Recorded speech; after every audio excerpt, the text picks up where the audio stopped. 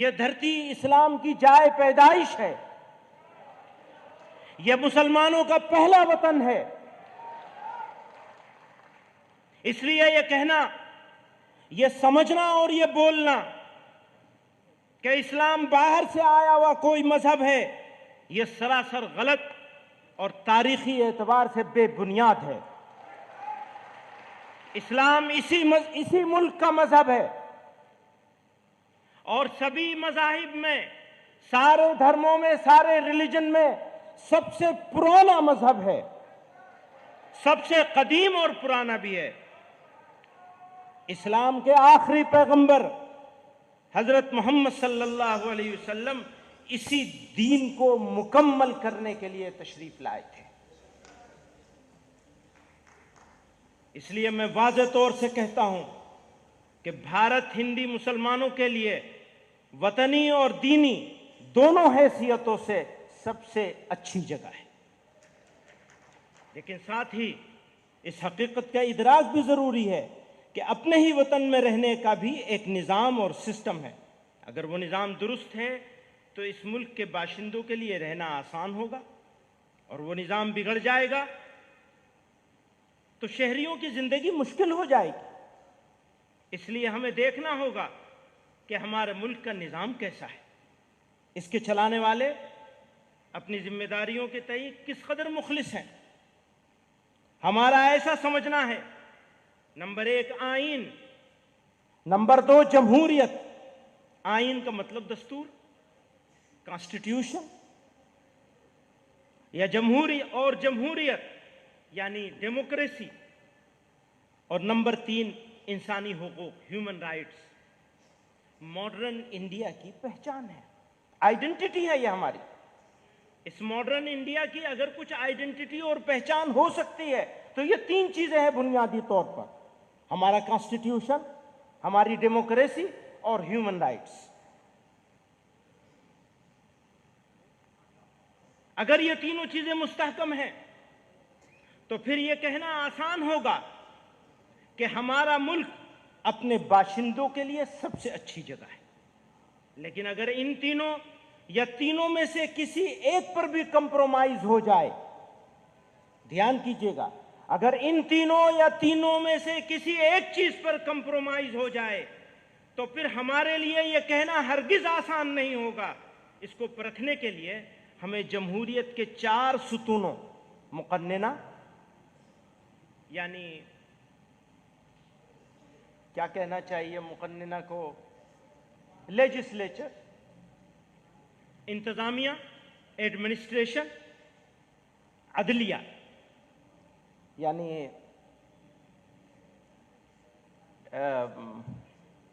Judiciary, اور number 4 media, اس کا جائزہ لینا ہوگا۔ ان 4 چیزوں کا ہم کو جائزہ لینا ہے: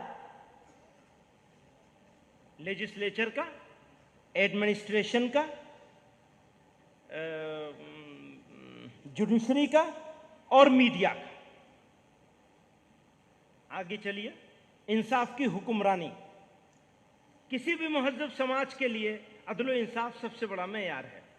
عدل و انصاف کے بغیر بڑی سے بڑی ریاست اور بڑے سے بڑا ملک باقی نہیں رہ سکتا۔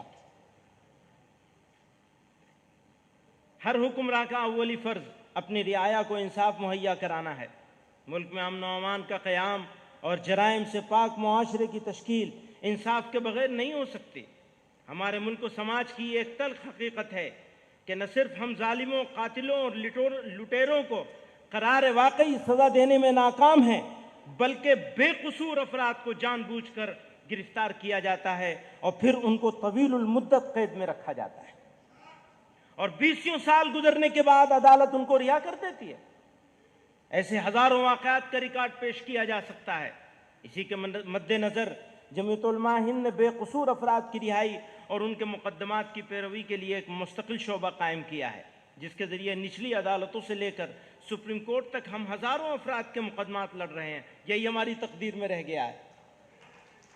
خاص طور سے ان لوگوں کے مقدمات جن کو یو اے پی اے اور دہشت گردی کے دیگر قوانین کے تحت بیجا گرفتار کیا گیا ہے۔ نیز یہ بات بھی عام طور سے دیکھی جاتی ہے کہ فسادات کے موقع پر مارے بھی مسلمان جاتے ہیں، لوٹے بھی جاتے ہیں، اور الٹا ان کو ہی قصوروار ٹھہرا کر قید و بند کی سزا دی جاتی ہے۔ کلیجہ تھام لو روداد غم ہم کو سنانے دو، کلیجہ کلیم عاجز مرحوم نے کہا ہے، کلیجہ تھام لو روداد غم ہم کو سنانے دو، تمہیں دکھا ہوا دل ہم دکھاتے ہیں دکھانے دو، زمانہ صبر کر لیتا ہے عاجز ہم بھی کر لیں گے، خلش دل کی مٹا لینے کو دو آنسو بہانے دو۔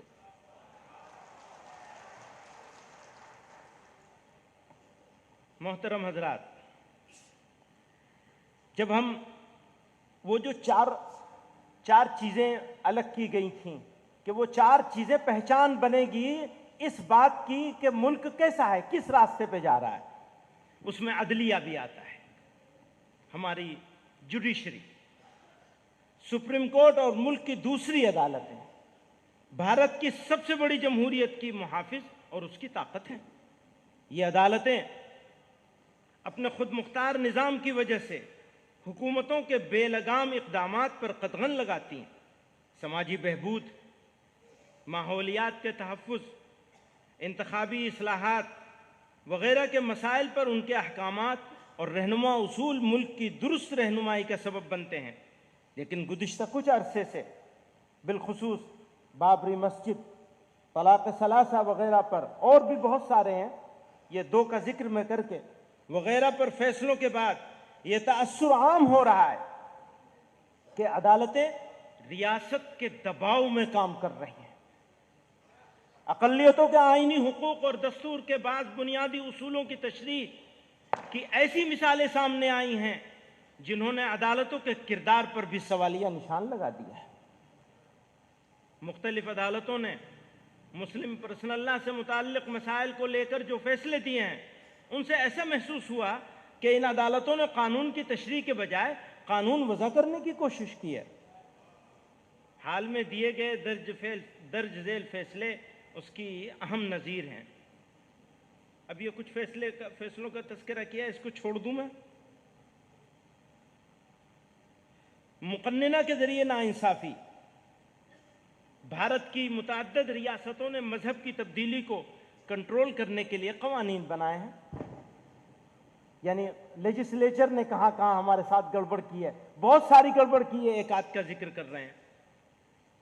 بھارت کی متعدد ریاستوں نے مذہب کی تبدیلی کو کنٹرول کرنے کے لیے قوانین بنائے ہیں۔ گجرات اور مدھیہ پردیش ہائی کورٹوں نے ان دفعات پر یہ کہتے ہوئے روک لگا دی ہے کہ یہ کسی شخص کی پرائیویسی کے حق کی خلاف ورزی ہے پر مبنی ہے، یعنی وہ جو ایکٹ بنائے گئے ان کی کچھ دفعات ایسی ہیں جنہیں پرائیویسی کے حق کے خلاف مان لیا کورٹ نے بھی۔ اس میں گجرات والے معاملے میں جمعیت علماء گجرات اس معاملے کو دیکھ رہی تھی، اس پہ انہی کی طرف سے وہ مقدمہ لڑا گیا۔ اس کے خلاف متعلقہ سرکاروں نے سپریم کورٹ میں اپیل بھی دائر کی ہے، اور الحمدللہ سپریم کورٹ میں بھی ہم لوگ لڑ رہے ہیں، اس کو لڑیں گے آخر تک انشاءاللہ۔ متعدد ریاستوں کے ذریعے مذہبی تبدیلی کے خلاف قانون سازی کا مقصد مذہبی آزادی جیسے بنیادی حق کو نقصان پہنچانا اور اس کی آڑ میں اقلیتوں کو نشانہ بنانا ہے۔ ان قوانین کی زبان اس قدر مبہم ہے کہ وہ خود مذہبی آزادی کے لیے سنگین چیلنج ہے جو آئین ہند کا بنیادی حصہ ہے۔ زبردستی، دھوکہ دہی اور لالچ کے ذریعے کسی کا مذہب تبدیل کرانے کے ہم بھی مخالف ہیں۔ دوبارہ کہوں گا، زبردستی، دھوکہ دہی اور لالچ کے ذریعے کسی کا مذہب تبدیل کرانے کے ہم بھی مخالف ہیں، لیکن دیکھنے میں یہ آ رہا ہے کہ جو لوگ حقیقی طور پر سچے دل سے مذہب بدلتے یا بدلواتے ہیں ان کے خلاف بھی زبردستی، دھوکہ دہی اور لالچ کا غلط الزام لگا کر انہیں گرفتار کیا جا رہا ہے۔ اس سلسلے میں مذکورہ قوانین کا بے جا استعمال ہو رہا ہے، اس لیے ایسے قوانین ہرگز قابل قبول نہیں ہیں۔ انتظامیہ کا رویہ، انتظامیہ اور قانون نافذ کرنے والی ایجنسیاں قانون کا غلط استعمال کر کے اقلیتوں کو نشانہ بنا رہی ہیں۔ گزشتہ دنوں ایسی کئی مثالیں دیکھنے میں آئی ہیں۔ نمبر 1، عوامی مقامات میں نماز پر پابندی۔ اب وہ مثالیں بتائی ہیں کہ پریاگ میں کیا ہوا، فلاں جگہ کیا ہوا۔ ایک صاحب اپنے اسکول میں پروفیسر تھے، اپنے اسکول میں ہی کالج میں وہ ایک پیڑ کے نیچے نماز پڑھنے لگے، ان کے خلاف کارروائی ہوئی۔ اس طرح کی کچھ کارروائیوں کا تذکرہ کیا گیا ہے اس میں۔ شہری حقوق کے مظاہرین کے خلاف پولیس کا رویہ، اس میں بھی دیکھا ہے کہ پولیس نے کس طرح جانبدارانہ طریقے سے مظاہرین کا دمن کرنے کی کوشش کی ہے۔ بلڈوزر کی کارروائی، اب وہ نام ہی اس کا بلڈوزر جسٹس ہو گیا، اس کا بھی یہ انتظامیہ اور ایڈمنسٹریشن کا اور میڈیا، یہ دونوں کی ملی بھگت سے یہ سارا کچھ ہو رہا ہے۔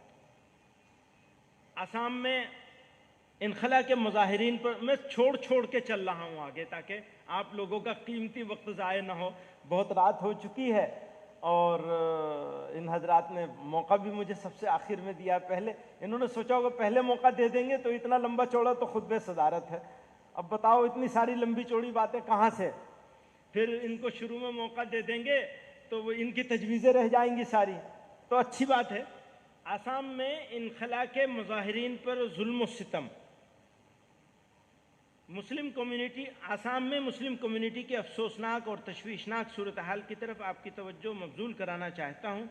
آسام سرکار کی نگرانی میں ہزاروں لوگوں کو غیر قانونی املاک خالی کرانے کی آڑ میں ان کے گاؤں سے بے دخل کیا جا رہا ہے۔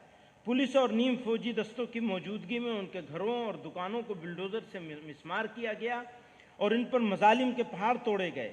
سبھی کو آسام میں رونما ہونے والا وہ سانحہ یاد ہوگا جب ایک شخص کو پولیس کے ذریعے گولی مارے جانے کے بعد ایک صحافی اس کے سینے پر کود رہا تھا، وہ جرنلسٹ تھا اور اس کے سینے پر وہ کود رہا تھا، مرے ہوئے آدمی، اور پولیس کی گولی سے مارا گیا تھا۔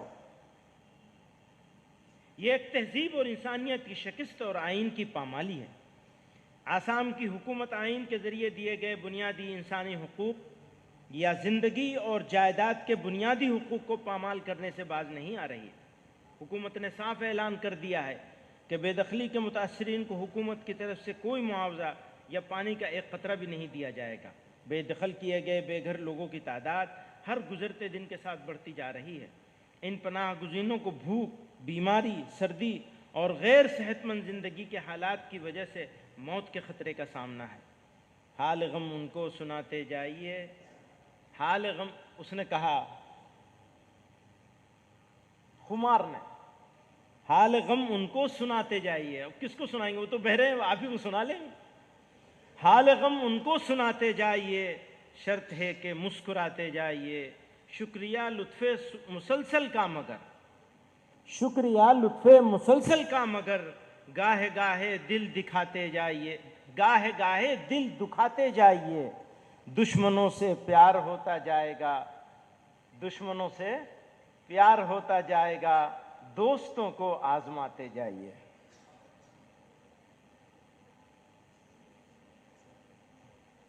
کیا ٹائم ہو رہا ہے؟ کل کر لیں، پورا کریں گے آج ہی سارا کام ایک ہی دن میں؟ وہ پولیس والے آ جائیں گے؟ ہاں تھوڑا سا اور کر لیتا ہوں۔ میڈیا کا رویہ، اب یہ ہمارے خطبہ صدارت میں سب سے زیادہ میڈیا کو ہی لے لیا گیا ہے۔ میڈیا جب چونکہ ڈیموکریسی کا ایک بنیادی پلر ہوتا ہے میڈیا، اس لیے میڈیا پر بات ہونی ضروری ہے۔ میڈیا جمہوریت کی بقا کا سب سے اہم اور بڑا وسیلہ ہے، لیکن آج وہ جمہوریت کے لیے سب سے بڑا، ڈیموکریسی کے لیے سب سے بڑا چیلنج بن گیا ہے۔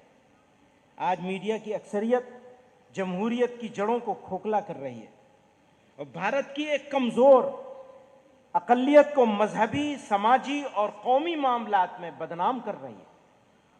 میڈیا نے کورونا کے دور میں تبلیغی جماعت اور دیگر انفرادی واقعات کو جس طرح ایک قوم کی اجتماعی غلطی کے طور پر پیش کرنے کی کوشش کی، وہ انتہائی شرمناک، شیمفل ہے۔